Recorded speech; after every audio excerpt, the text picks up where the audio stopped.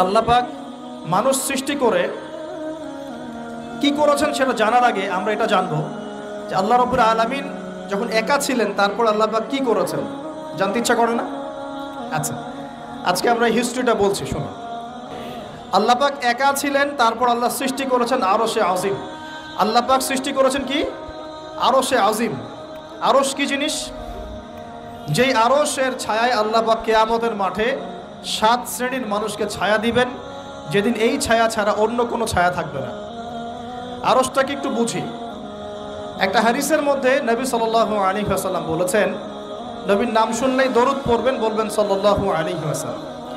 নবীজি বলছেন, দেখো এই পৃথিবী থেকে প্রথম মহাবিশ্বের দূরত্ব হচ্ছে 500 বছরের পথ। কত বছর? 500 বছর। এভাবে দ্বিতীয় মহাকাশ থেকে তৃতীয় মহাকাশ দূরত্ব 500 বছরের পথ। এইভাবে প্রত্যেক আসমানের মধ্যে দূরত্ব হচ্ছে কত বছরের পথ? 500। সপ্তম আসমানের উপরে আছে সিদরাতুল মুনতাহা। কি আছে? এটা একটা কুল গাছ, বড়ই গাছ। নাসা আবিষ্কার করতে পেরেছে, অতএব বিশ্ববাসী বিশ্বাস করবে না। নাসা যদি কালকে বলে হ্যাঁ পাওয়া গেছে সিদরাতুল মুনতাহা, তাহলে বিশ্ববাসী বিশ্বাস করবে। একটা শিরকি দর্শন চলছে, কুফরি দর্শন। ও যখন বলবে হ্যাঁ, তখন সবাই বলে হ্যাঁ, যখন তারা বলে না, সবাই বলে না। আল্লাহ পাকের ওহীর জ্ঞানের কোনো মূল্য নাই সবার কাছে, ইল্লা মাশাআল্লাহ। সিদরাতুল মুনতাহার উপরে আছে কুরসি। কি আছে? কুরসি। আল্লাহ পাকের কুরসি, যেটা আপনি আয়াতুল কুরসির মধ্যে পড়েন, ওয়াসিআ কুরসিয়ুহুস সামাওয়াতি ওয়াল আরদ, মানে আল্লাহ পাকের কুরসিটা আসমান জমিনকে ঘিরে রেখেছে। আর বলে রাখি যে প্রত্যেক ফরজ নামাজের পর যে আয়াতুল কুরসি পড়ে, জান্নাতে যাওয়ার জন্য তার একটাই বাধা, মৃত্যু। মৌত হয়ে গেলে জান্নাতে চলে যাবে। একটা হাদিস আসছে, রাত্রেবেলা ঘুমানোর সময় কেউ যদি আয়াতুল কুরসি পড়ে, সারা রাত আল্লাহর পক্ষ থেকে একজন ফেরেশতা তাকে পাহারা দিবে ইনশাআল্লাহ। এই ফেরেশতা তো দেখা যায় না, দেখা যায়? তো কয়দিন পর যদি বলে যে যা দেখা যায় না তা বিশ্বাস করা যাবে না, আসলে কিন্তু এপিস্টেমোলজি তাদের এটাই, যা দেখে না তা বিশ্বাস করে না। পশ্চিমারা কি ফেরেশতায় বিশ্বাস করে? কেন করে না? এটা তো একটা প্রশ্ন, উত্তরটা আমি বলছি আপনাদেরকে। কারণ তাদের জ্ঞান তত্ত্ব হচ্ছে যা চোখে দেখি না, যা পরীক্ষা নিরীক্ষা পর্যবেক্ষণে আসে না, তার কোনো অস্তিত্ব নাই। এটা ওদের ফিলোসফি অফ এডুকেশন, শিক্ষা দর্শন। এটাকে আমরা ফিলোসফি ভাষায় বলি এপিস্টেমোলজি বা জ্ঞান তত্ত্ব। জ্ঞান তত্ত্ব টিচার যারা আছেন তারা বুঝবেন, তাদের জ্ঞান তত্ত্ব এমন। আর আমাদের জ্ঞান তত্ত্ব উল্টা, টোটালি ডিফারেন্ট। আমরা কি বলি? আমরা বলি ওয়াকুলিল হাক্কু মির রাব্বিকুম, সত্য আল্লাহর পক্ষ থেকে আসে। আমরা বলি যে অদৃশ্যে বিশ্বাস না করা পর্যন্ত কেউ মুমিনই হতে পারবে না। ইমানের কয় পিলার? ইমানের কয় পিলার? 6 পিলার। আমানতু বিল্লাহি, আল্লাহর প্রতি বিশ্বাস করলাম, ওয়া মালাইকাতিহি, তার ফেরেশতাগণের প্রতি, ওয়া কুতুবিহি, আল্লাহ পাকের আসমানি কিতাব সমূহের প্রতি, ওয়া রুসুলিহি, আল্লাহ পাকের রাসূলগণের প্রতি, ওয়াল ইয়াউমিল আখির, পরকালের প্রতি, ওয়াল কদরি খায়রিহি ওয়া শাররি, তাকদীর বা ভাগ্যের ভালো মন্দের প্রতি। এই 6টার একটাও কি চোখে দেখা যায়? আল্লাহকে দেখেছেন? ফেরেশতা দেখেছেন? আমাদের নবীকেও কি দেখেছেন? শুধু কোরআনটা আপনি চোখের সামনে দেখছেন, আর কিচ্ছু আপনি দেখছেন না। পরকাল দেখেছেন? তাকদীর, ভাগ্য দেখেছেন? কিচ্ছু দেখি নাই। এই 6টা পিলারে বিশ্বাস না করতে পারলে কেউ মুমিন হতে পারবে না। পারবে? আলিফ লাম মিম যালিকাল কিতাবু লা রাইবা ফি হুদাল লিল মুত্তাকিন। কারা মুত্তাকি? আল্লাযীনা ইউমিনুনা বিল গায়বি। এই যে 6টা গায়েবে যারা বিশ্বাস করে, এরা হলো মুমিন, মুত্তাকি। তাহলে আমাদের জ্ঞানের ভিত্তিটা কি? আমরা অদৃশ্যে বিশ্বাস করি। আর ওদের জ্ঞানের ভিত্তি হচ্ছে ওরা চাক্ষুষ যা দেখে তাতে বিশ্বাস করে। এই জায়গাতেই তো পার্থক্য জ্ঞানতাত্ত্বিক। এই কারণেই ওরা ফেরেশতায় বিশ্বাস করে না, আল্লাহ বিশ্বাস করে না, নবী রাসূলগণে বিশ্বাস করে না। তারা বলছে আল্লাহর সন্তান আছে, নাউযুবিল্লাহ। হ্যাঁ, তারা আসমানি কিতাবে বিশ্বাস করছে না, তারা ধর্মের কনসেপ্টে বিশ্বাস করছে না। তারা পরকাল, পুনরুত্থান, হাসর, কিয়ামত, মিজান, পুলসিরাত কিছুই বিশ্বাস করে না। বিশ্বাসগত পার্থক্য এখানে। এখন মুমিন মুসলিম হিসাবে আমরা বিশ্বাস করি আল্লাহ পাকের ফেরেশতা আছে না নাই? আছে। এখন এই ফেরেশতারা 8 জন ফেরেশতা, বড় বড় 8 জন ফেরেশতা, তারা আল্লাহ পাকের আরশটাকে ধরে রেখেছে। কয়জন ফেরেশতা? 8 জন। এই 8 জন ফেরেশতা আল্লাহর আরশকে টেনে নিয়ে আসবে কিয়ামতের মাঠে। বলেন সুবহানাল্লাহ। আল্লাহ পাকের এমনও ফেরেশতা আছেন যারা একটা ফুৎকার দিবে, জাস্ট একটা ফু, 1 ফুৎকারে পুরো মহাবিশ্ব ধ্বংস হয়ে যাবে। এত শক্তিশালী ফেরেশতা আছে আল্লাহ পাকের। আমরা যখন মায়ের গর্ভে ছিলাম, এরকম একজন ফেরেশতাই আল্লাহর পক্ষ থেকে রূহ নিয়ে এসে মায়ের গর্ভে ফুঁকে দিয়েছে এবং আল্লাহর হুকুমে 4টা বিষয় লিখে দিয়েছে। আমরা প্রত্যেকে যখন মায়ের গর্ভে ছিলাম, বয়স ছিল 4 মাস 10 দিন। আমরা তো সব ভুলে গেছি এখন, এগুলো মাত্র 4 মাস 10 দিন। এখন শরীরে শক্তি আছে তো, এই জন্য শৈশব বাল্যকাল সব ভুলে গেছে। আবার একদিন শরীরে শক্তি থাকবে না, তখন আবার আল্লাহ আল্লাহ করা শুরু করবে। 2 দিন ডায়রিয়া হলেই আল্লাহ আল্লাহ শুরু হয়ে যায়। যখন মানুষ সুস্থ থাকে আল্লাহর বিরুদ্ধাচারণ করে, আল্লাহ বলতে কেউ নাই। ঠিক আছে? তো ওই ফেরেশতা লিখে দিয়েছেন 4টা জিনিস আল্লাহর পক্ষ থেকে। 1, সেই ব্যক্তির হায়াত কতটুকু হবে। 2, দুনিয়াতে রিজিক পাবে, কি কি রিজিক পাবে। 3 নাম্বার, তার কাজগুলো কি কি হবে, দুনিয়ায় কি কি কাজ করবে সে। আর 4 নাম্বার, তার সৌভাগ্য, সে সৌভাগ্যবান হবে না দুর্ভাগ্যবান হবে, মানে জান্নাতি হবে না জাহান্নামী হবে। এটা লিখে দেওয়া হয়ে গেছে। এখন এরকম 8 জন বড় বড় ফেরেশতা আল্লাহর আরশটাকে ধরে রেখেছে। আর আমরা বলছি কুরসির কথা। এই কুরসি আসমান জমিনকে ঘিরে আছে। আর আয়াতুল কুরসি যে ব্যক্তি তেলাওয়াত করবে, ইনশাআল্লাহ তাআলা আল্লাহর পক্ষ থেকে একজন ফেরেশতা তাকে সারা রাত পাহারা দিবে ইনশাআল্লাহ। কে অপরকে আল্লাহর জন্য মহব্বত করে। বয়ফ্রেন্ড গার্লফ্রেন্ড ট্রেডিশন বলা হচ্ছে না। বয়ফ্রেন্ড গার্লফ্রেন্ডের হারাম জেনার ভালোবাসা বলা হচ্ছে না। কি বলা হচ্ছে? দিনের জন্যে, আল্লাহর জন্যে দুজন পরস্পরকে ভালোবাসে, আল্লাহর জন্যেই বিচ্ছেদ ঘটে। 5 নাম্বার, সেই ব্যক্তি যাকে, যুবক ভাই শোনেন ভালো করে, সেই ব্যক্তি যাকে কোনো সুন্দরী নারী জেনার জন্য ডাকে। সুন্দরী উচ্চ বংশের কোনো মেয়ে নিজেই জেনা করার জন্য ডাকে, কিন্তু যুবক বলে আমি আল্লাহকে ভয় করি, ইন্নী আখাফুল্লাহ, আমি আল্লাহকে ভয় করি। এরকম যুবক আছে এখনো বাকি সমাজে? এখন তো ইচ্ছা করেই মানুষ জেনা করে। এখন তো জেনা এত সহজ, মানুষ 1000, 1500, 2000 টাকা দিয়ে জেনা করতে পারে। এই সমাজে জেনা সহজ, বিয়ে হয়েছে কঠিন। এই সমাজে জেনাটা সহজ হয়ে গেছে, বিয়েটা কঠিন হয়ে গেছে। এই জন্য বিয়ের ঝামেলা অনেকে যেতে চায় না। জেনা করেই তো আমি যা উদ্ধার করার করছি। বিয়ে করলে খাওয়াতে হবে, নিজের পায়ে দাঁড়াতে হবে, এই লাগবে সেই লাগবে, সুবহানাল্লাহ। কিন্তু প্রিয় ভাই মনে রাখবেন, যদি আপনি জেনা থেকে বেঁচে থাকতে পারেন, আল্লাহ পাক আপনাকে সাক্ষাৎ মৃত্যুর হাত থেকেও বাঁচাতে পারেন। এটা আমি এমনি এমনি বলি নাই, দলিল দিচ্ছি। জেনা এমন একটা পাপ, যেই পাপ থেকে যদি কোনো যুবক নিজেকে বাঁচাতে পারে, আল্লাহ পাক তাকে সাক্ষাৎ মৌতের হাত থেকেও বাঁচাতে পারবে ইনশাআল্লাহ।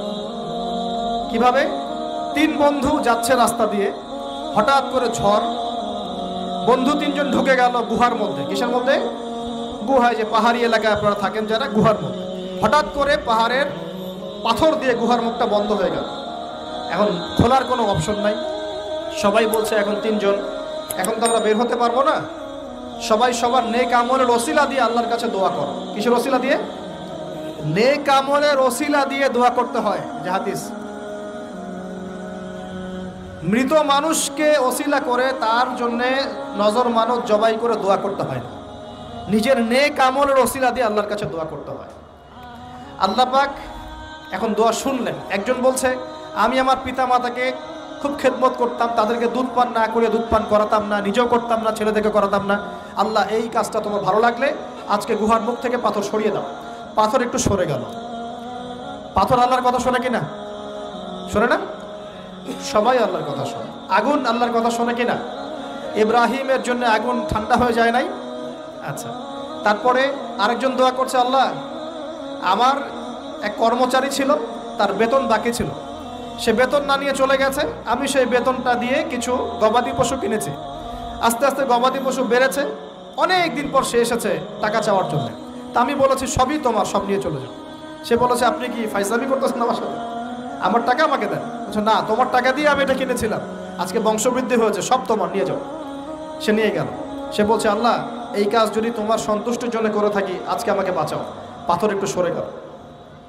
এবার তৃতীয় ব্যক্তি, এই ছেলে বলছে, যুবক ছেলে, আল্লাহ আমার একজন চাচাতো বোন ছিল। কে ছিল? এই যে বয়ফ্রেন্ড গার্লফ্রেন্ড, খালাতো বোন, চাচাতো বোন, এখন তো বিচ্ছিরি অবস্থা। এখন এমন একটা অবস্থা, পশ্চিমা সভ্যতার রিপোর্টগুলো পড়ে দেখি, ভাইও বোনের সাথে জেনা করে না। ওদের ওখানে নিজের আপন পিতার দ্বারাও মেয়ে সেক্সুয়াল হ্যারাসমেন্টের শিকার হয়। ওরা আমাদেরকে শেখায় এখন ভালো কোনটা মন্দ। আর আমরাও আমাদের মাথাটা কবে যে বিক্রি করে দিলাম, ওদের কাছ থেকে ভালো মন্দ শিখতে হচ্ছে। কোরআন সুন্নাহ বাদ দিয়ে ওদের কাছ থেকে ভালো মতো শিখতে হচ্ছে। তো চাচাতো বোনকে সে খুব ভালোবাসতো, তাকে সে পেতে চাইতো, মানে তার সাথে সেক্সুয়াল সম্পর্ক করতে চাইতো। আমাকে 1000 বা 100 স্বর্ণ মুদ্রা দিতে পারো, দিনার, তাহলে আমি তোমার সাথে সেক্স করব, মানে জেনা করবো, নাউজুবিল্লাহ।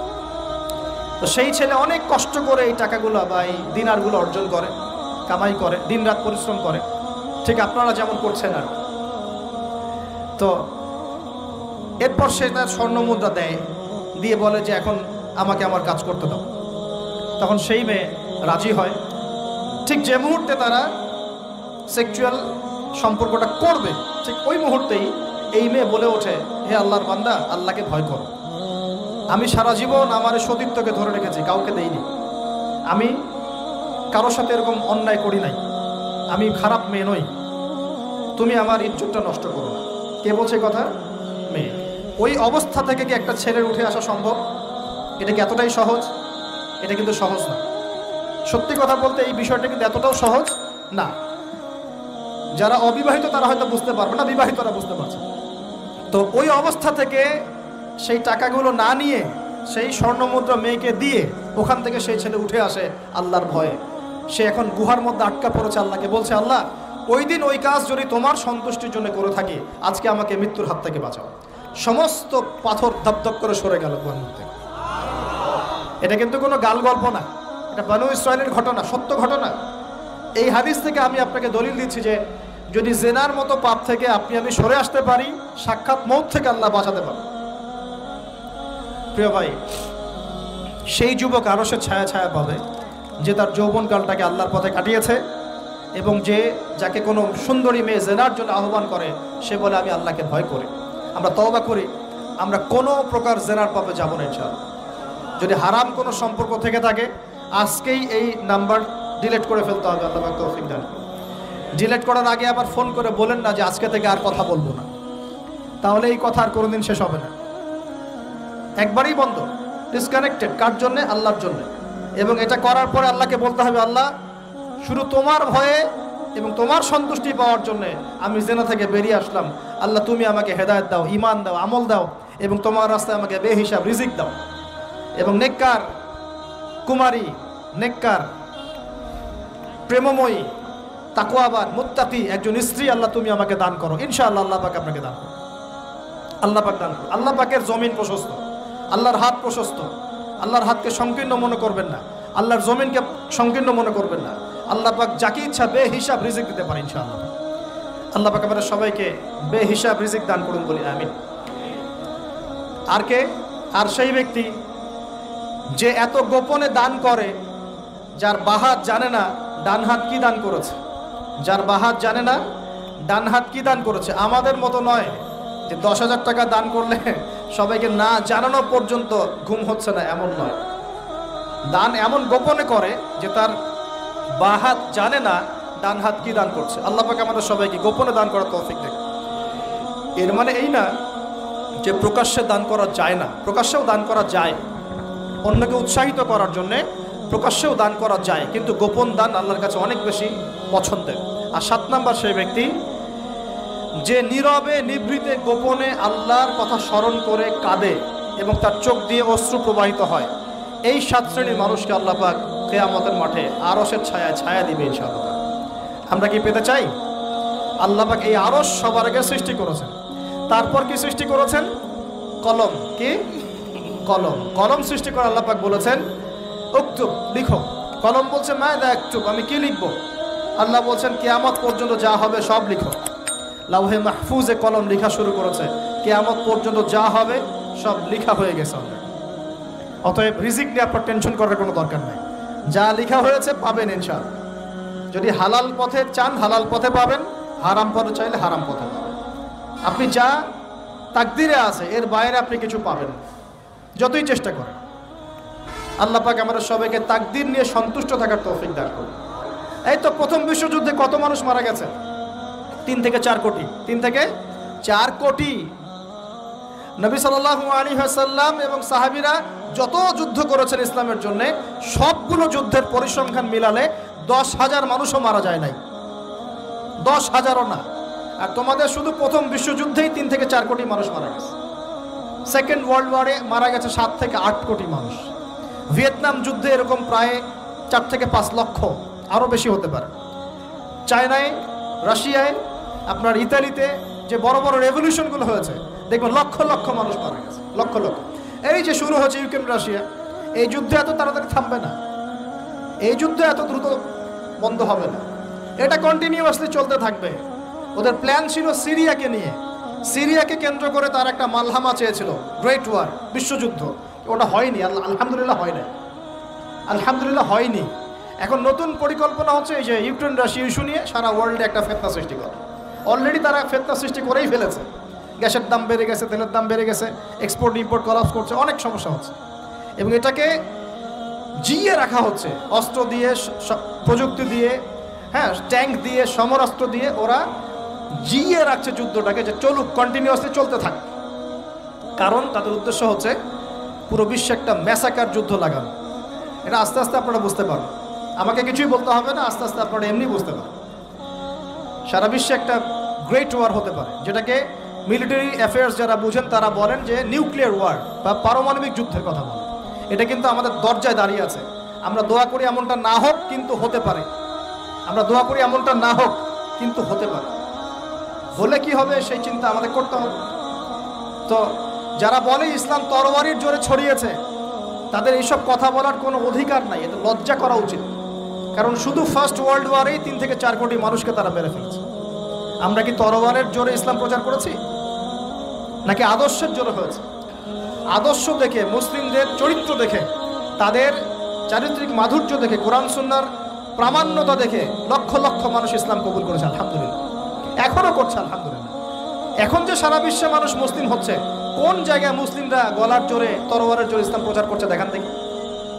এখন কি বিশ্বে মানুষ মুসলিম হচ্ছে না? হচ্ছে কি না? পশ্চিমা সভ্যতার মানুষরা মুসলিম হচ্ছে না? এখন কি আমরা যুদ্ধ করছি, তরবারি দিয়ে ওদেরকে ধরে রেখেছি, এই ইসলাম কবুল কর, এটা বলেছে? প্রিয় ভাইরা, এটা বলতে চাচ্ছিলাম, ফেরেশতারা বলেছেন রক্তপাত ঘটাবে আর ফাসাদ সৃষ্টি করবে। তারা কি সঠিক না ভুল? ফেরেশতারা সঠিক না ভুল?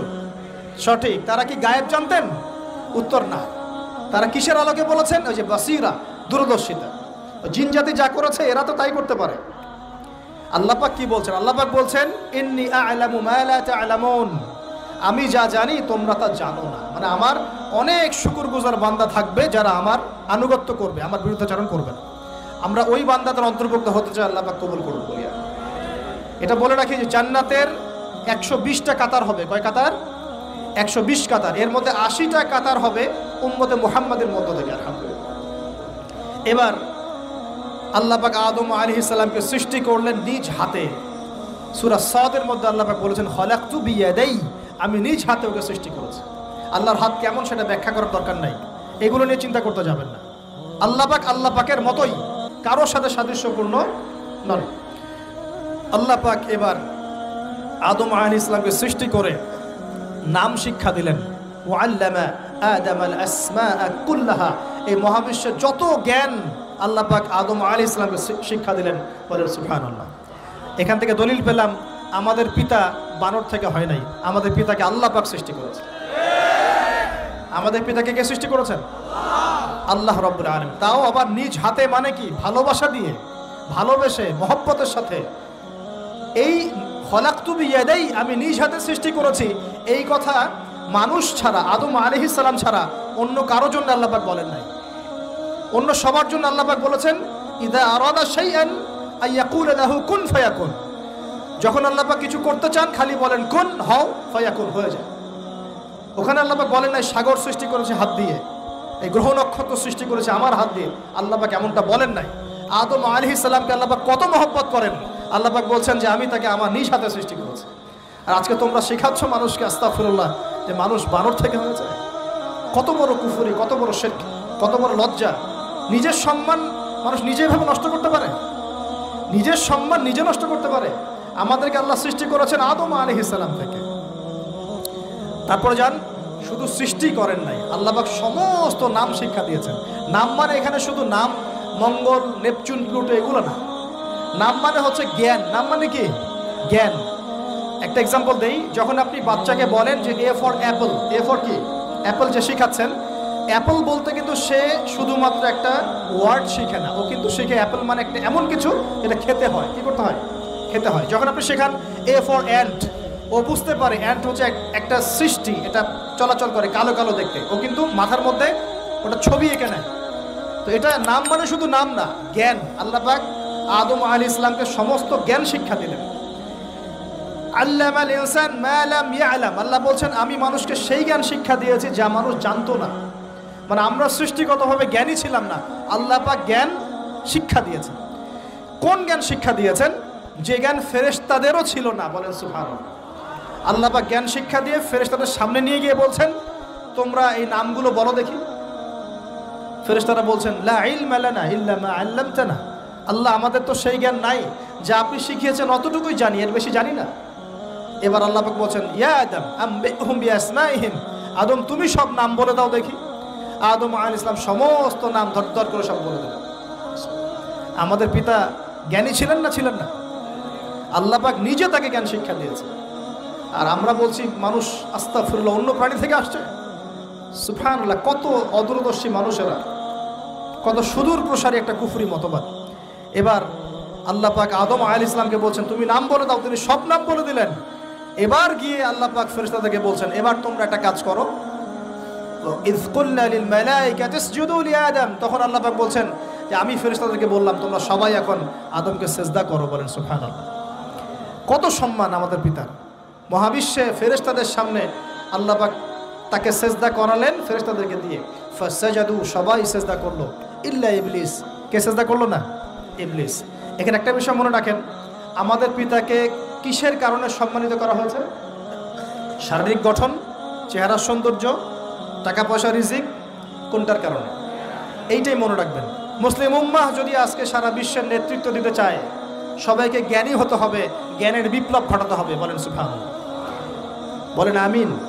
এই জ্ঞানের বিপ্লব ঘটাতে পারলে ইনশাআল্লাহ মুসলিম উম্মাহ আবার সেই জায়গায় যাবে যেখান থেকে আমরা এসেছি। জ্ঞান ছাড়া আমরা কিচ্ছু করতে পারবো না। আর এই জ্ঞান মানে শুধু একমুখী শিক্ষা নয়, জেনারেল শিক্ষা, ইসলামিক শিক্ষা, এই দুইটাকে হারমোনিয়াসলি কম্বাইন্ড করতে হবে, করে এমন জ্ঞান অর্জন করতে হবে যেই জ্ঞান দিয়ে বিশ্বকে আমরা চ্যালেঞ্জ করতে পারি। এটাই এই বিশ্বের সবচেয়ে বড় চ্যালেঞ্জ এখন, মুসলিমদের সবচেয়ে বড় চ্যালেঞ্জ এখন এটাই। ইসলামিক শিক্ষা এবং জেনারেল শিক্ষাকে একত্রিত করে এমন প্রজন্ম তৈরি করা যে প্রজন্ম আগামী দিনে উম্মাকে নেতৃত্ব দেবে ইনশাআল্লাহ। এই একটা কাজ যদি কেউ করে যেতে পারে, আল্লাহ পাক তৌফিক দেখ, আমরা দোয়া করি আল্লাহ পাক এমন নেতা আমাদের উপরে নিয়ে আসুক যারা এরকম প্রজেক্ট লঞ্চ করতে পারে। বলেন আমিন। দোয়া করতে কোনো সমস্যা? অথবা যদি কেউ হাল না ধরে, আল্লাহ পাক যেন এমন কিছু মানুষ তৈরি করে দেন যারা এই জ্ঞানতাত্ত্বিক বিপ্লব নিয়ে কাজ করবে ইনশাআল্লাহ। এটা সবচেয়ে ইম্পর্টেন্ট কাজ এখন, না হলে আজকে থেকে 20-30 বছর পরে এই প্রজন্মকে আপনি আর খুঁজে পাবেন না। দেখবেন এমন প্রজন্ম চলে আসছে যারা বলবে আল্লাহর সাথে আমাদের কোনো সম্পর্ক নাই, নামাজ পড়বে না, রোজা রাখবে না, যাকাত দিবে না, আল্লাহকে চিনবে না। দেখে নিয়েন, আমরা দোয়া করি এমনটা না হোক, কিন্তু যদি আমরা হাল ছেড়ে দিই এখন এমনটাই হবে সামনে। এটা খিদিরের দৃষ্টিভঙ্গি দিয়ে আপনাদেরকে বললাম, জ্ঞানতাত্ত্বিক রেভলিউশন দরকার। যদি কেউ কোনো উদ্যোগ না গ্রহণ করে, অ্যাটলিস্ট বাসায় পারিবারিকভাবে হলেও আপনাকে শেখাতে হবে সন্তানকে, কোনো অপশন নাই। এবার ফাসাজাদু, সবাই সিজদা করেছে ইল্লা ইবলিস, ইবলিস করে নাই। কেন করছে না? ইবলিসের সমস্যাটা কি? ইবলিসকে আল্লাহ পাক জিজ্ঞাসা করছেন, আল্লাহ পাক জিজ্ঞাসা করছেন মা মানাআকা আল্লা তাসজুদা ইযা আমারতুক, আমি তোমাকে আদেশ করলাম আদমকে সিজদা করতে, কে তোমাকে নিষেধ করলো সিজদা করতে? ইবলিস বলছে বেশি চালাক, বেশি বোঝে যারা, অতিরিক্ত বুদ্ধিজীবী। ইবলিস ছিল বেশি বুদ্ধিজীবী। ইবলিস ছিল কি? অতিরিক্ত মাত্রার বুদ্ধিজীবী। আচ্ছা না আমাদের সমাজের এরকম কিছু মানুষ, ও বলছে খালাকতানি মিন নার, আমাকে সৃষ্টি করেছেন আগুন দিয়ে, আগুন তো সুপিরিয়র মাটির চাইতে। ও খালাকতাহু মিন তিন, আর আপনি এই আদমকে সৃষ্টি করেছেন মাটি থেকে, কাদা মাটি দিয়ে, আমি কেন আদমকে সিজদা করতে যাব? যুক্তি, অতি যুক্তিবাদী, অতি বুদ্ধি। আল্লাহ পাক বলছেন ফাখরুজ মিনহা ফাইন্নাকা রাজিম, এখান থেকে বের হয়ে যাও, তুমি অভিশপ্ত। ফাইন্না আলাইকা লা'নাতা ইলা ইয়াউমিদ্দিন, আমার আদেশ লঙ্ঘন করার কারণে কিয়ামত পর্যন্ত তোমার উপর লানত, অভিশাপ বর্ষিত। আল্লাহ পাক তাড়িয়ে দিলেন, একদম থ্রোন অ্যাওয়ে। আমরা বলি না আউযু বিল্লাহি মিনাশ শাইতানির রাজিম, রাজিম শব্দের মানে হচ্ছে বিতাড়িত, থ্রোন অ্যাওয়ে, কার্সড, যাকে অভিশাপ করা হয়েছে। এবার ভালো করে শোনেন প্রিয় ভাই, ইবলিসের এই স্টেটমেন্টগুলো শোনেন। এবার ইবলিস বলছে রব্বি আনজিরনি ইলা ইয়াউমি ইউবআসুন। এই স্টেটমেন্টটা ভালো করে শোনেন। ইবলিস বলছে রব্বি, হে আমার রব। ইবলিস বলছে রব্বি, হে আমার রব। ইবলিস বলছে রব্বি, হে আমার রব, আমাকে অবকাশ দিন, আনজিরনি, আমাকে অবকাশ দিন, ইলা ইয়াউমি ইউবআসুন, কিয়ামত দিবস পর্যন্ত। ইবলিস আল্লাহকে বিশ্বাস করে কি করে না? ইবলিস আস্তিক না নাস্তিক বলেন? ইবলিস বলছে রব্বি। রব্বি মানে কি? হে আমার রব। রব্বি মানে রব না, রব্বি মানে আমার রব। রব্বুন মানে রব, রব্বুহু তার রব, রব্বুহুম তাদের রব, রব্বুকা মানে তোমার রব, রব্বুকুম মানে তোমাদের রব, রব্বি মানে কি? আমার রব, রব্বুনা আমাদের রব। এটা গ্রামার, বুঝতে পারছেন? ইবলিস বলছে রব্বি মানে কি? হে আমার রব, আনজিরনি, আমাকে অবকাশ দিন, ইলা ইয়াউমি ইউবআসুন, কিয়ামত দিবস পর্যন্ত। ইবলিস আস্তিক না নাস্তিক? তাহলে এখন বলেন তো, আমরা যারা দুনিয়াতে আল্লাহকে অস্বীকার করছি তারা ইবলিসের চেয়ে বড় না ছোট? দলিল দিলাম তো নাকি এমনি এমনি বললাম? আচ্ছা, আল্লাহ পাক বলছেন যাও, ফাইন্নাকা মিনাল মুনজারিন, তোমাকে অবকাশ দেয়া হলো। কারণ কিয়ামত পর্যন্ত সময় আল্লাহর কাছে খুব বেশি কিছু না, একদিনেরও কম, অল্প সময়, একটা সকাল একটা সন্ধ্যার মতো। ঠিক আছে, দিলাম, যাও। এবার ইবলিস চ্যালেঞ্জ করছে। এই চ্যালেঞ্জটা আমাদের সবাইকে মনে রাখতে হবে, সারা জীবন ইবলিসের এই স্টেটমেন্টটা মনে রাখতে হবে। সেটা কি? ইবলিস বলছে ফাবিমা আগওয়াইতানি, সূরা আরাফ পড়ে দেখবেন। ইবলিস বলছে ফাবিমা আগওয়াইতানি, আপনি যে আদমের কারণে আমাকে আজকে বের করে দিলেন জান্নাত থেকে, লাআকুদান্না লাহুম সিরাতাকাল মুস্তাকিম, আমি সেই আদমের সরল পথে ওত পেতে বসে থাকবো, চুপটি ঘাপটি মেরে বসে থাকবো, ঘাপটি মেরে ওর জন্য বসে থাকবো। আর সুম্মা লাতিয়ান্না মিন বাইনি আইদিহিম, আমি অবশ্যই তার সামন থেকে আসবো। সুম্মা লাতিয়ান্নাহুম মিন বাইনি আইদিহিম, আমি আদম সন্তানদের সামন থেকে আসবো, সামন থেকে মানে সরাসরি ওয়াসওয়াসা দিব। ওয়া মিন খালফিহিম, পেছন থেকে আসবো মানে পিছন থেকে ওয়াসওয়াসা দিব। ওয়া আন আইমানিহিম, ডান দিক থেকে ওয়াসওয়াসা দিব।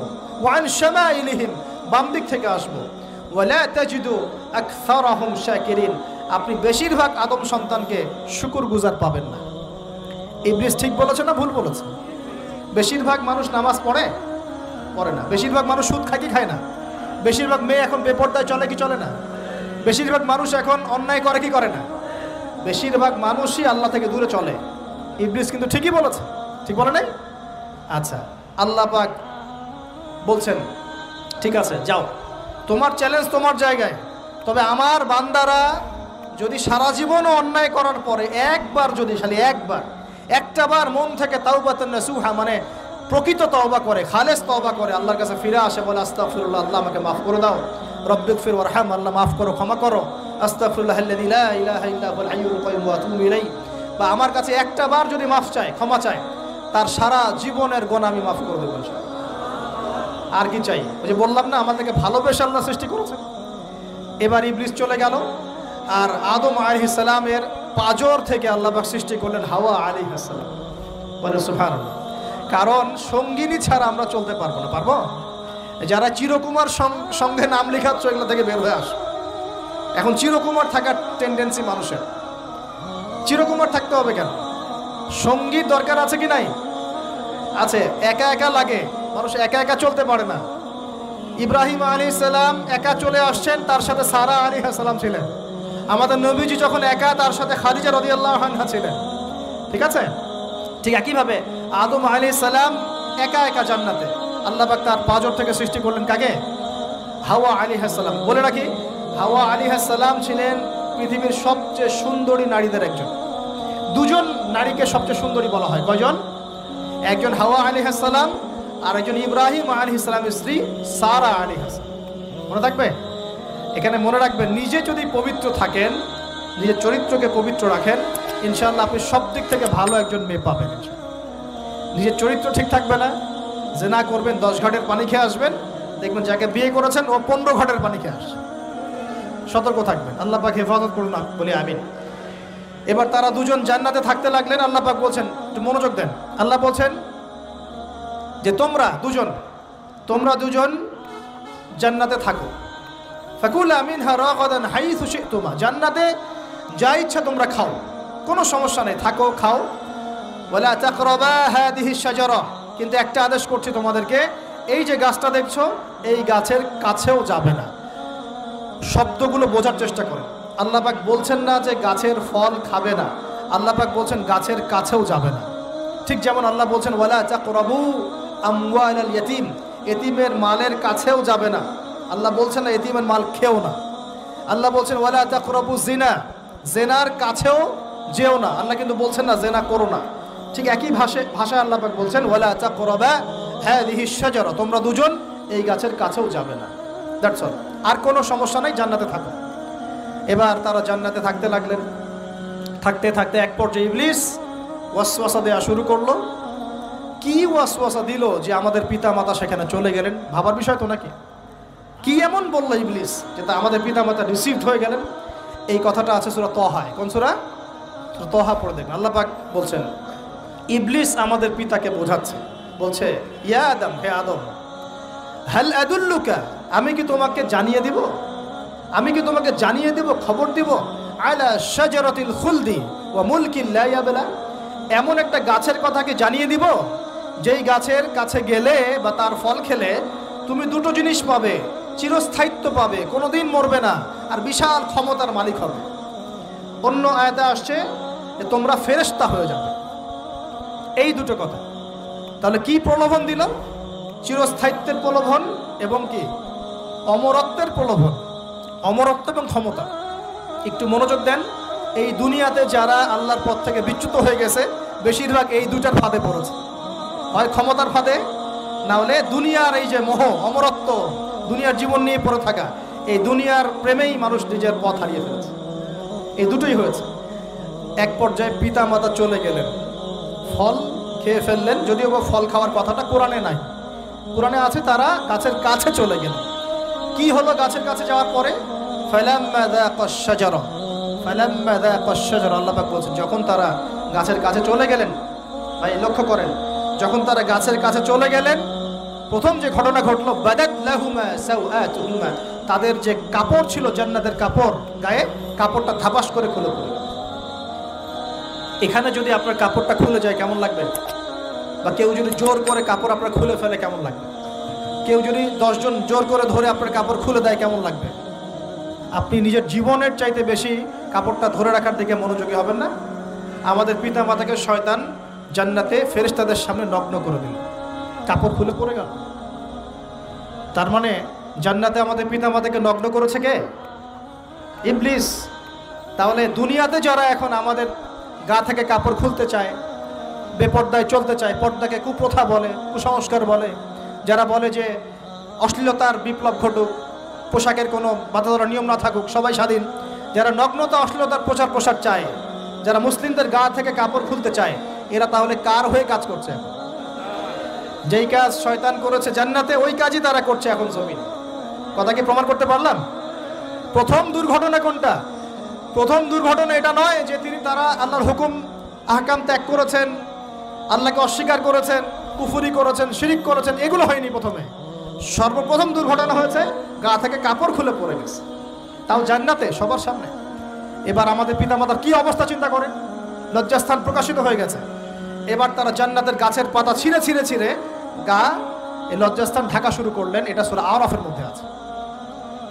এবার আল্লাহ পাক তাদেরকে বললেন, আলাম আকুল লাকুমা, আমি কি তোমাদের দুজনকে বলি নাই, ইন্নাশ শাইতানা লাকুমা আদুউম মুবিন, শয়তান তোমাদের স্পষ্ট শত্রু, আমি কি তোমাদেরকে বলি নাই?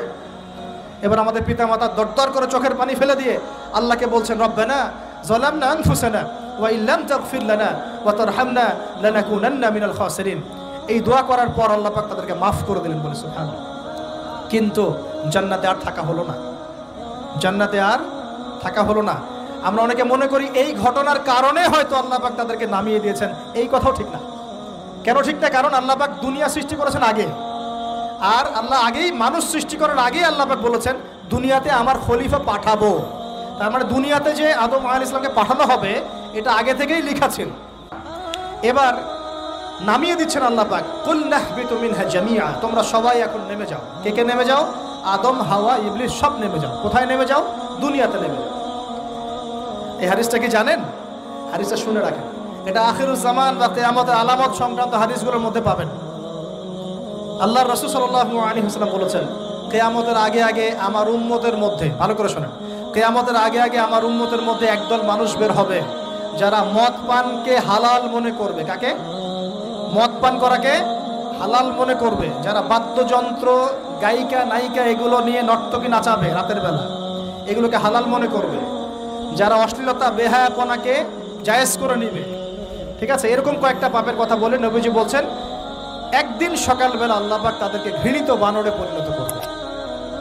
এটা হবে সামনে, কখন কিভাবে হবে আল্লাহ ভালো জানে। এবার আমি কনসেপ্টে চলে আসি। এই যে পৃথিবীতে নেমে আসলাম, তাহলে আমরা কোত্থেকে আসছি ভাই? আমরা কি পৃথিবীর অধিবাসী ছিলাম? আমরা জান্নাতে ছিলাম, ওখান থেকে আল্লাহ পাক পাঠিয়েছে। এবার পৃথিবীতে এসে আদম আলাইহিস সালামের যুগে খুব একটা দুর্ঘটনা ঘটে নাই, একটা ঘটেছে। কয়টা? একটা। ভাই হাবিলের কুরবানি কবুল হয়, কাবিলের অন্তর্দাহ হয়, জ্বালা হয়। কেন হাবিলেরটা কবুল হবে, কাবিলের কেন হচ্ছে না? এই হিংসার বশবর্তী হয়ে কাবিল হাবিলকে হত্যা করে ফেলে। হত্যা করে লাশটা দাফন করার পদ্ধতিও তার জানা ছিল না। আল্লাহ কাককে পাঠালেন, কাককে দেখে সে শিখল। প্রথম দুর্ঘটনা হচ্ছে হাবিল কাবিলের দুর্ঘটনা। বলে রাখি, আজকেও নিজের ভাইয়ের বেশে বহু কাবিল মুসলিম সমাজের মধ্যে ঘুরে বেড়ায়। নিজের ভাইয়ের লেবাসে, পোশাকে, সুরতেই বহু কাবিল এখনো কিন্তু মুসলিম সমাজে ঘুরে বেড়ায়। তো আমরা কাবিলদেরকে কাবিলের পরিণতি সম্পর্কে সচেতন করতে চাই। হাবিল বলেছিল, তুমি যদি আমাকে মারতে আসো, আমি তোমাকে মারার জন্য হাত বাড়াবো না। হাবিল জান্নাতে যাবে আর কাবিল জাহান্নামে যাবে। কেন কাবিল জাহান্নামে যাবে? নবীজি বলেছেন, পৃথিবীর প্রথম হত্যাকাণ্ড সংগঠিত করেছে কাবিল। এ কারণে পৃথিবীতে যত খুন হবে, সমস্ত খুনের পাপের একটা অংশ কাবিলের আমল নামায় যোগ করা হবে। বলেন নাউজুবিল্লাহ। একটা কথা মনে রাখবেন, সদকায়ে জারিয়া যেমন আছে, গুনাহে জারিয়াও আছে। একটা মদের দোকান দিয়েছেন, যত মানুষ মদ খাচ্ছে, সমস্ত গুনার একটা অংশ আপনার কাঁধে আসছে। সিনেমা হল করেছেন, মানুষ সারাদিন নেকটা ছবি দেখে, নগ্ন ছবি দেখে, যত মানুষ এখানে পাপ করবে, সমস্ত পাপের একটা অংশ আপনার কাঁধে যাবে। আবার একটা মাদ্রাসা করেছেন, যত মানুষ এখানে দ্বীনি ইলম শিখবে, এই নেকির একটা অংশ আপনি পাবেন ইনশাআল্লাহ। মরে গেলেও কবরে পাবেন ইনশাআল্লাহ। আল্লাহ পাক আমাদের সবাইকে সদকায়ে জারিয়া করার তৌফিক দেন, গুনাহে জারিয়া থেকে বাঁচিয়ে রাখুন। খুব খেয়াল রাখবেন, আল্লাহ পাক আমাদের হেফাজত করুন বলি আমিন। এবার ওই যুগ শেষ, নূহ আলাইহিস সালামের যুগ। এই যুগে আল্লাহর একই সুন্নাত। নূহ আলাইহিস সালাম 950 বছর দাওয়াত দিলেন, 40টা বা 80টা পরিবার ইসলাম কবুল করেছে, বাকিরা করে নাই। যারা করে নাই আল্লাহ পাক তাদেরকে ডুবিয়ে মারলেন, যারা করেছে আল্লাহ পাক উদ্ধার করলেন। সোজা কথা।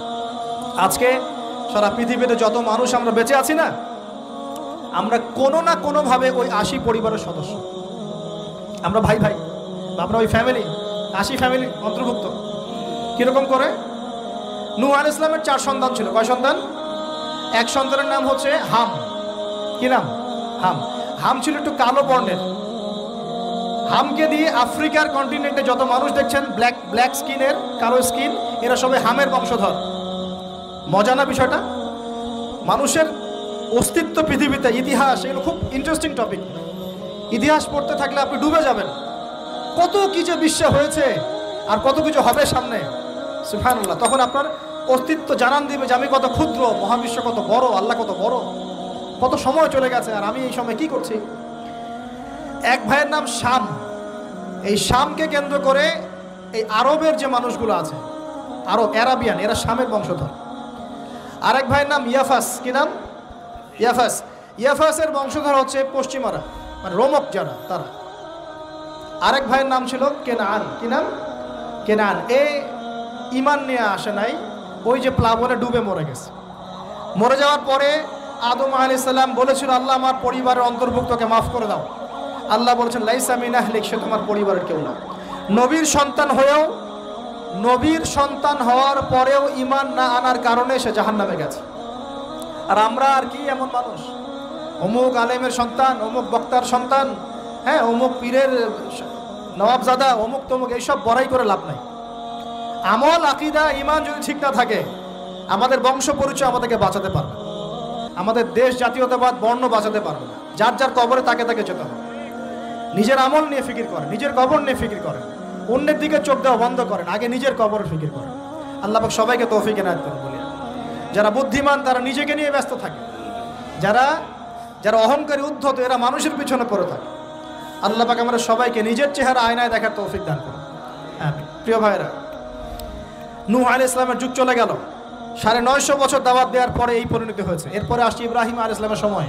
আল্লাহ পাক তাকে উদ্ধার করেছেন, অগ্নি পরীক্ষা থেকে বাঁচিয়েছেন, নমরুদকে আল্লাহ পাক ধ্বংস করেছেন।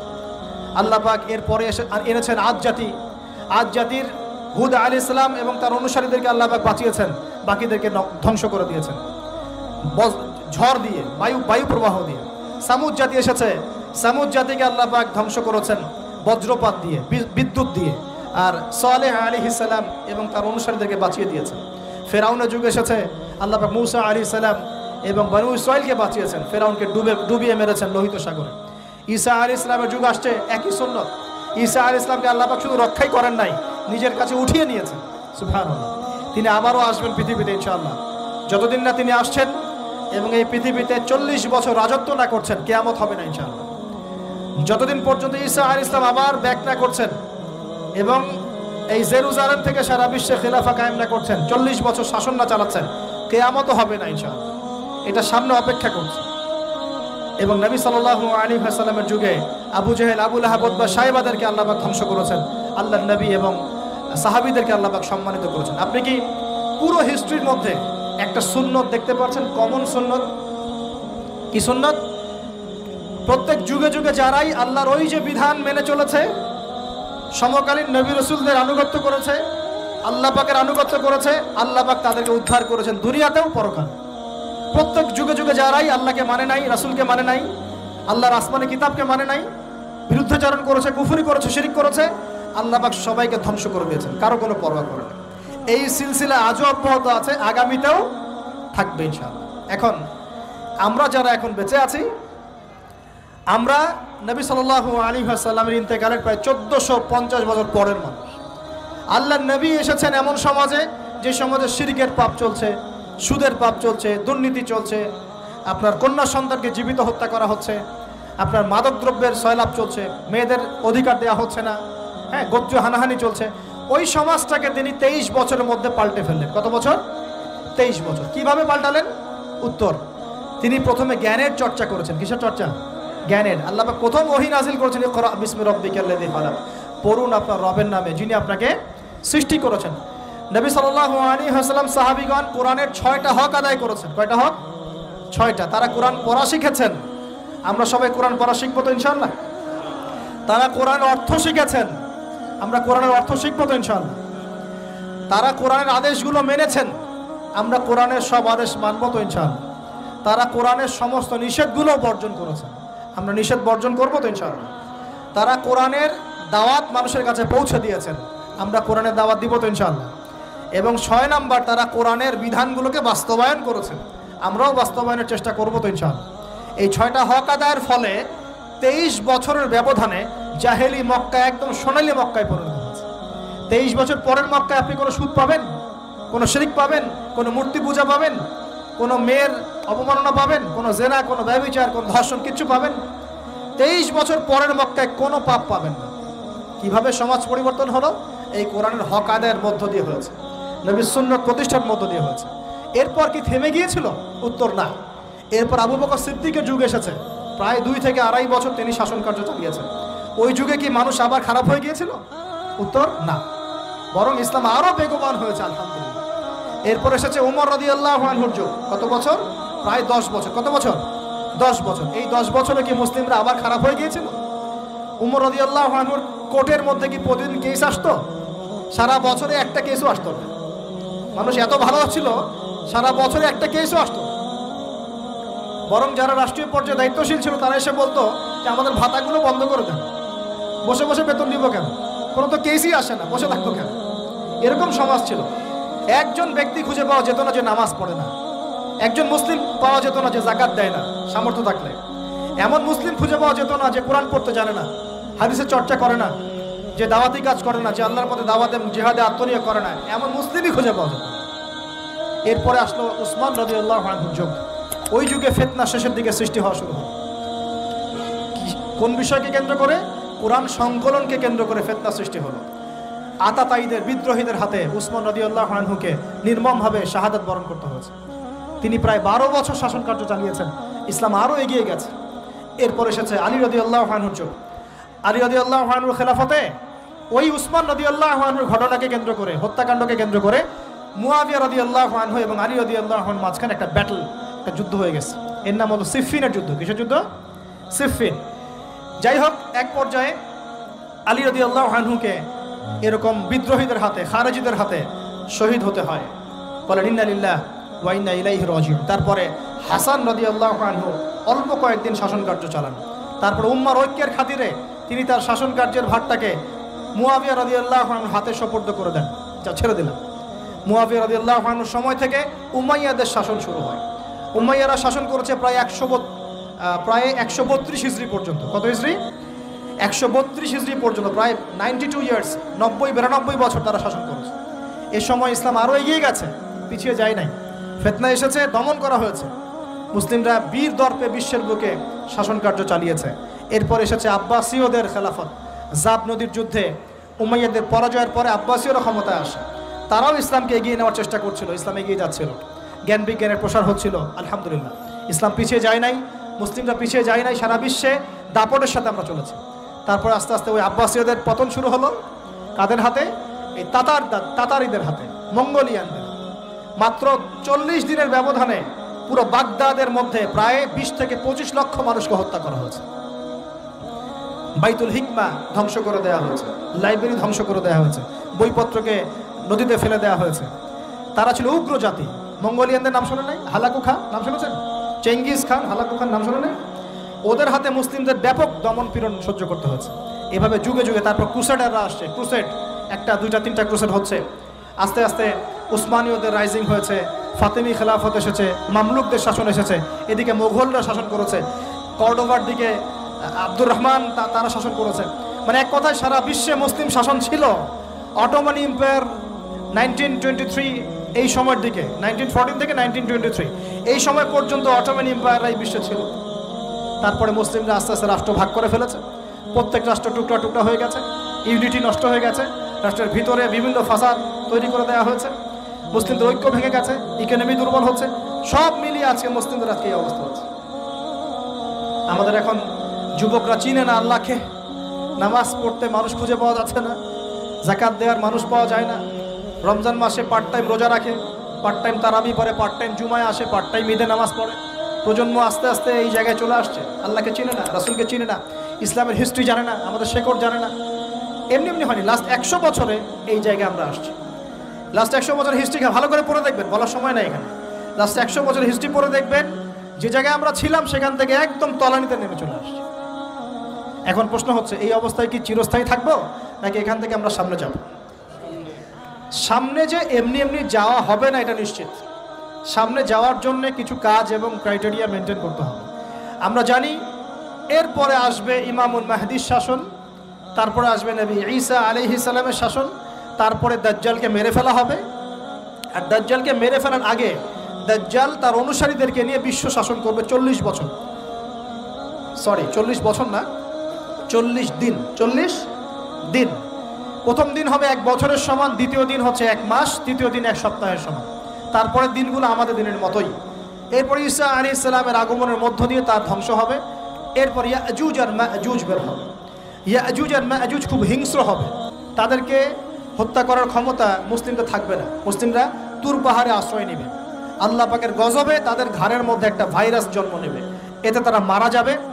বড় বড় নখরওয়ালা প্রাণী আল্লাহ পাঠাবেন, পাখি, এরা এসে এদেরকে উঠিয়ে উঠিয়ে কোনো জায়গায় ফেলে দিবে, মহাবিশ্বের কোনো এক জায়গায় নিয়ে ফেলে দিবে। তারপর আল্লাহ পাক বৃষ্টি বর্ষণ করবেন, প্রচুর বৃষ্টি বর্ষিত হবে এবং বিশ্বের এই জমিনটা উর্বর হবে।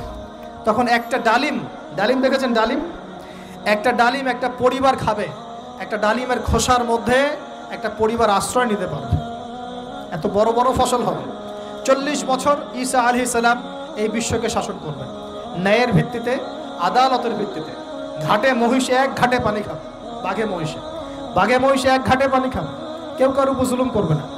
এরপর তার বিয়ে শাদী হবে, সন্তান হবে এবং তার ইন্তেকালও হবে স্বাভাবিকভাবে, এবং তাকে দাফন করা হবে নবী মুহাম্মদ সাল্লাল্লাহু আলাইহি ওয়াসাল্লামের কবরের পাশে।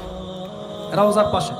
এরপরে মানুষ আবার খারাপ হওয়া শুরু করবে, এতটা খারাপ হবে যে মানুষ রাস্তার মোড়ে মোড়ে জেনা ব্যভিচারে লিপ্ত হবে না, কুকুর শেয়ালের মতো। এই অবস্থায় পশ্চিম দিক থেকে সূর্য উঠবে এবং ব্যবসায়ী ব্যবসা করতে বসেছে, কাপড় খুলেছে, এই কাপড় গুটিয়ে নেওয়ার আগে কিয়ামত হয়ে যাবে। একজন ব্যক্তি পানির বোতল খুলেছে, পানি মুখে দেওয়ার আগেই কিয়ামত হয়ে যাবে। একজন ব্যক্তি বাসা থেকে বের হয়েছে, বাসায় ফেরত যাওয়ার আগে কিয়ামত হয়ে যাবে। উটকে পানি পান করানোর আগে কিয়ামত হয়ে যাবে। ওই সময় তওবার দরজা বন্ধ হয়ে যাবে। এই ইসরাফিল আলাইহিস সালাম সিংহায় ফুঁক দিয়ে দিবেন, মহাবিশ্ব ধ্বংস হয়ে যাবে।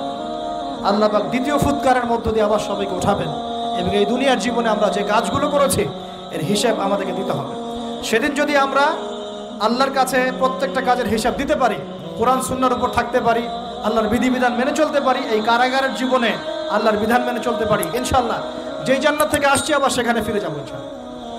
আর যদি ওই দিন আমরা হিসাব দিতে ব্যর্থ হই, আল্লাহ না করুক, তাহলে ওই ইবলিসের সাথে তার অনুসারীদের সাথে আমাদের সবাইকে জাহান্নামে থাকতে হবে বলে না। এভাবে হিস্ট্রি শুরু হয়েছে, হিস্ট্রি শেষ হবে। এই দুনিয়া চিরস্থায়ী হবে না, আর আমাদের অবস্থা এমন থাকবে না। এখন শেষ কথা হচ্ছে, এই অবস্থা থেকে উত্তরণের জন্যে আমাদের কি করণীয় আছে? উত্তর, আমাদের প্রথম দরকার জ্ঞান চর্চা। কি দরকার ভাই? জ্ঞান চর্চা, প্রচুর জ্ঞান চর্চা প্রয়োজন। জ্ঞান নাই কিছুই করতে পারবো না। দ্বিতীয় কাজ হলো আমাদের সবার দরকার জানা অনুযায়ী আমল করা। জানা অনুযায়ী আমল করা, যে যত বেশি জানি আমল করার চেষ্টা করি, আল্লাহ পাক তৌফিক দান করি। এরপর দরকার আদর্শ পরিবার গড়ে তোলা। পারিবারিক আদর্শ সুন্দর হলে পরে সমাজটা সুন্দর হবে ইনশাআল্লাহ। আল্লাহ পাক আমাদের সবাইকে আদর্শ পরিবার গড়ার তৌফিক দান। দিনদার মেয়েকে বিয়ে করবেন, দিনদার ছেলেকে বিয়ে করবেন, অল্পে তুষ্ট থাকবেন, পরিবারের বিষয়ে সবর করবেন এবং সন্তান সন্ততিদেরকে মানুষ করে যাওয়ার চেষ্টা করবেন। এরপর দরকার আমাদের হালাল রিজিক। সবাই যদি হালাল রিজিকে সন্তুষ্ট থাকি, সমাজের মধ্য থেকে অন্যায় এমনি অটোমেটিক কমে যাবে ইনশাআল্লাহ। প্রত্যেকটা কাজ করার আগে চিন্তা করব কিভাবে করলে হালাল হবে, কিভাবে করলে হারাম হবে। এরপর দরকার নবী সাল্লাল্লাহু আলাইহি ওয়াসাল্লামের সুন্নাহ মাফিক জীবন গড়া। 24 ঘন্টার দিন রাতে যে কাজগুলো আছে, এই কাজগুলোকে নবীর সুন্নত অনুযায়ী করার চেষ্টা করব। আল্লাহ পাক তৌফিক দান করুন বলি আমি। আরও দরকার আমর বিল মারুফের কাজ করা, মানে সৎ কাজে আদেশ করা। আমাদের সবাইকেই দাওয়াতি কাজ করতে হবে। একজন দুজন করবে, বাকিরা করবে না এমন নয়, সবাইকেই পার্ট টাইম হলেও দাওয়াতি কাজ করতে হবে। নামাজ আপনি পড়ছেন, নামাজের দাওয়াত দেন। আপনি যাকাত দিচ্ছেন, যাকাতের দাওয়াত দেন। আপনি রমজান মাসে রোজা রাখছেন, অন্য ভাইকেও রোজা রাখতে উৎসাহিত করেন। আপনি সুদ খাচ্ছেন না, অন্য ভাইকেও নিষেধ করেন, ভাই আপনিও খায় না। আমি যা করি সেটা আপনি অবশ্যই প্রচার করবেন, আপনি যা করেন সেটা আপনি প্রচার করবেন, যা করেন না সেটা বলতে যাওয়ার দরকার নেই। তবে হ্যাঁ, আমলের কথা আপনি বলতেই পারেন। যদি আপনি তাহাজ্জুদ নিয়মিত পড়তে নাও পারেন, মানুষকে আপনি বলতে পারবেন তাহাজ্জুদ নামাজ পড়েন, তাহাজ্জুদ নামাজ পড়া ভালো। ইনশাআল্লাহ আস্তে আস্তে আপনি নিজেও আমল করার চেষ্টা করবেন। আল্লাহ পাক তৌফিক দান করুন। আমর বিল মারুফ, সৎ কাজে আদেশ করতে হবে। আরেকটা হচ্ছে অসৎ কাজে নিষেধ করতে হবে। সৎ কাজে শুধু আদেশ করলেই হয় না, অসৎ কাজেও কি করতে হয়? নিষেধ করতে হয়। মনে রাখবেন, শুধু সৎ কাজে আদেশ করলেই জীবনেও কোনোদিন আপনার উপর কোনো বালা মুসিবত, বিপদ আপদ, গালি তহমত আসবে না। যখন আপনি সৎ কাজে আদেশের সাথে সাথে অসৎ কাজেও নিষেধ করা শুরু করবেন, তখন চতুর্দিক থেকে আপনার উপরে বাধা আসা শুরু হবে। এটাই সুন্নাত। তবে এটা নবীর সুন্নাত। আল্লাহ পাক বলছেন, কুনতুম খায়রা উম্মাহ উখরিজাত লিন-নাস তা'মুরুনা বিল মা'রুফ ওয়া তানহাউনা 'আনিল মুনকার ওয়া তু'মিনুনা বিল্লাহ। আর আমাদের দায়িত্ব হচ্ছে পরবর্তী প্রজন্মকে মানুষ করে যাওয়া, নিজেদের জান মাল সময় শ্রম দিয়ে আল্লাহর জমিনে আল্লাহর দ্বীনটাকে প্রচার করা, প্রসার করা, প্রতিষ্ঠার চেষ্টা করা এবং চরমপন্থী না হওয়া, আবার গোলালু মার্কা শৈথিলতাবাদীও না হওয়া, মধ্যমপন্থী থাকা, নিজের দায়িত্ব পালন করা, অন্যকে দিনের দিকে ডাকা।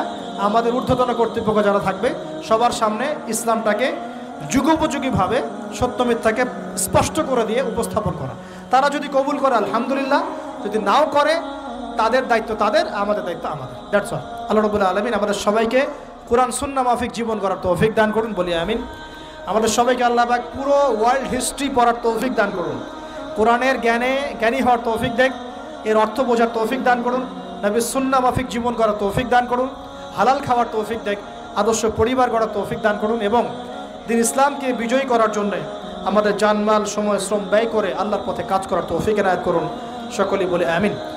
أقول قولي هذا أستغفر الله لي ولكم ولسائر المسلمين.